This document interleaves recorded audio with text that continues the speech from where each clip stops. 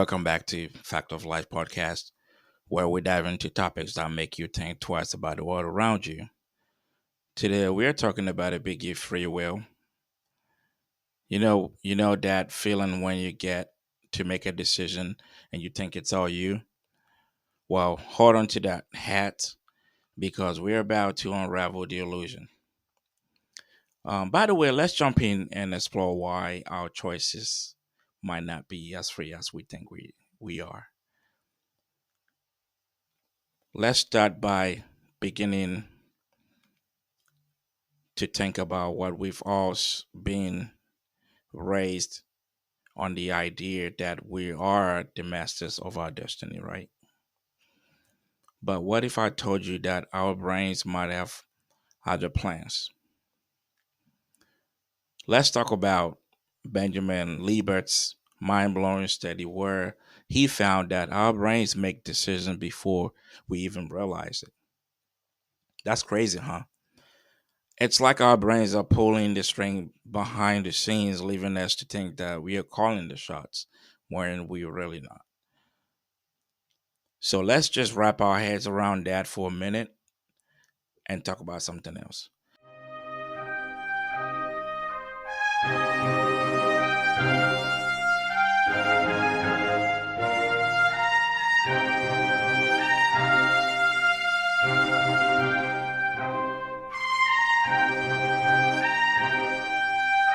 Now let's talk about the outside world and how it messes with our heads. Ever felt overwhelmed by too many choices, like having multiple job offers, like having a multiple college offers, and then you're a little bit confused as to what you want to do? Yeah, that's the choice overload. That's what I called it. I call it choice overload, my friends.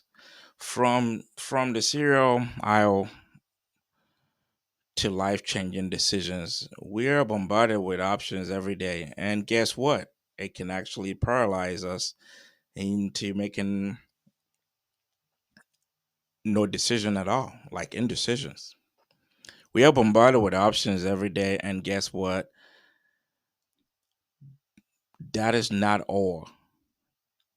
There are social pressures, there are sneaky advertising, especially in 2024, and hidden biases that also sneak into our decision making process, steering us in the directions we might not even realize that we are. Our choices aren't made in a vacuum. Nope. They're shaped by our genes, our upbringing, and the world around us. I am African by birth. I I grew up a little in Africa. I migrated to America and I grew up more here as well. Now I'm 35 years old here. And anytime I have to make decisions, I make most of my decisions based on the two places I've lived to come to a final conclusion. Sometimes it becomes hard because what would the Gideon from Ghana, West Africa would do as compared to what would Gideon that lives in America or that is from America now would do? I do have a lot of conflicts when it comes to decision making, and I'm pretty sure everybody has theirs as well. Let's take a look at your personal chances, your personality, and what chances are. It's a mix of nature and nurture, and don't even get me started on the role of the culture and the society in shaping our decisions. Like I mentioned earlier, it's like we're all playing a game with rules we didn't even choose. But hey, that's just life, right? Let's discuss the impact of advertising and marketing techniques on consumer behavior. Everybody wants to buy a Ferrari. Everybody wants to own something really expensive and really fancy. Why? Because it's even though there's this saying that Mercedes never have to do commercials. You barely see Mercedes Benz making a commercial. You barely see a Ferrari TV commercial, but it wasn't always the same. It wasn't always true. They did do commercials in the past, And then when people hooked up to it, people got really interested in it. They just stopped making them because now individuals do them for these companies that make these type of cars. So in this situation, we can say that the society and TV commercial and everything around us has us thinking that way.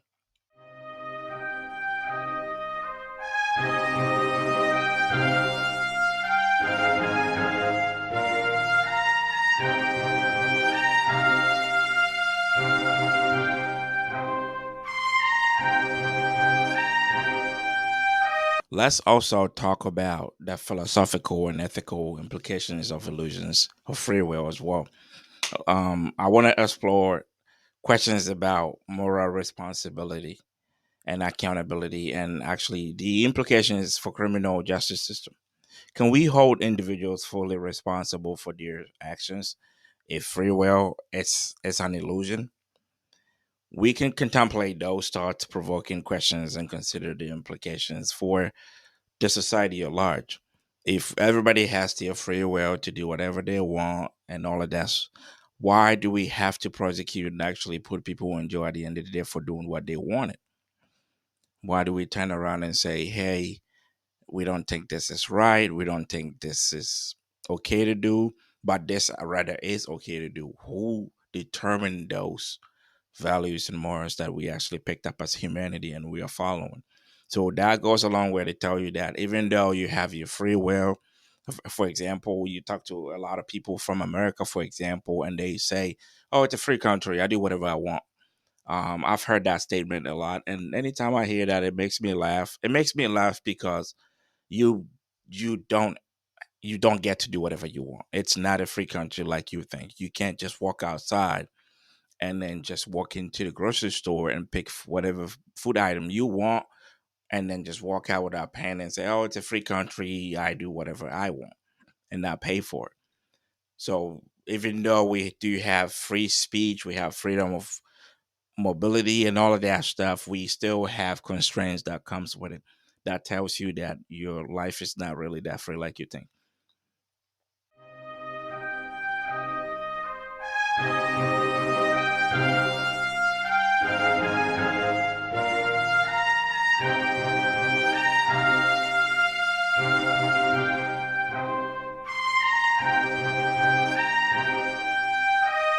Let's explore more about how we can hold individuals responsible for or fully responsible for their actions. Just like I talked about earlier, people have to be held responsible for doing certain things, doing certain crimes, example, against other people, and because not just because they can just say, "Hey, I have my free will, I could just pick up a gun and just go out and um, start shooting around and actually start hurting people that didn't do anything to me." So we should learn how to cope with our free will. We should learn how to cope with this illusion. The strategies for coping with realization that free will may be an illusion is something that we really need to consider as a society. Because while we acknowledge the complexities of decision making, we explore ways to empower ourselves and navigate life's choices more consciously as well. So, from mindfulness practice and cultivating self awareness, we should learn to offer practical tips for embracing uncertainties and reclaiming agencies and stuff like that in our life. I'm saying this to say that as we go along in life, as we go about our daily business, we should consider the fact that even though we might have the free will of saying things, of doing things, of moving around, we really don't have it as large as we think we do, because at the end of the day, every action has a reaction, every action has a consequence, and you cannot just go out and just do anything anyhow or anyway and then expect no reaction because you have your free will. Because your freedom, just like this famous saying, your freedom ends where mine begins. So you think you have your free will to do stuff, that's where someone else's freedom begins. So because of that, we really have to be very careful when it comes to us exercising our free will, because then it may go beyond and above into the other person's free will, and now they feel violated, and now there's going to be a reaction. And that's why there are laws and bylaws and rules and regulations in the society to guide us with this free will that we, so quote unquote, have.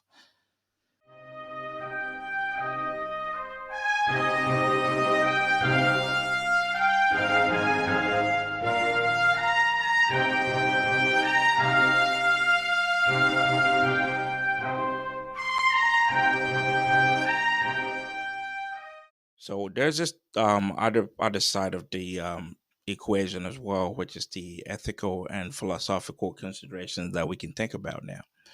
Now let's dive into the big question. If our choices aren't entirely our own, what does it mean for responsibility? What does that do to our responsibility? If our choices are not our own, what does that mean for our responsibility? Can we really blame someone for their actions if their brain was calling the shots all along? I have not thought of that yet.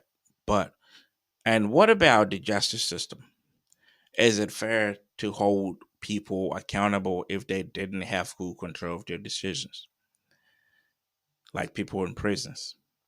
These are the kinds of head scratches that keep me, it keeps my philosophers up at night, philosophical mind at night. It keeps me up. And also, where does that leave us? You know, are we just puppet on the string, doomed to dance to our brain's tune? Not quite. I don't think that is actually entirely true. While we might not have total control over our choices, we can still take the reins and steer ourselves to the right direction. We can always control that impulses and everything else. Of course, you can get to a point where somebody pisses you off so much, you want to just go pick up your gun, whatever weapon that you have, and just go attack them, right? But then you have to control all your impulses, and then know that you cannot just go assault somebody. It's all about the mindfulness, self awareness, and accepting that life's wild ride with twists and turns can't always predict. We cannot always predict what our life is going to be, even though we hope so. So, by embracing the uncertainties, we can find freedom in the chaos. And there you have it, folks. I didn't really want to take so much of you guys' time, but that doesn't mean we're powerless. We're not powerless human beings. Our brain is part of our body. So by peeling back the layers of choice and exploring the forces at play here, whenever we have to make a decision or whenever we think we are in control, we can better understand ourselves and the world around us, like I mentioned earlier. Join us next time as we tackle another mind bending topic. If you have any other suggestions, ideas, I open up a comment in my episodes every time I post. Feel free to let me know. Feel free to comment. If you don't believe or agree with anything that I just said, you can also feel free to object to that as well. You have been listening to Gideon, and this is Fact of Life. Thanks for listening.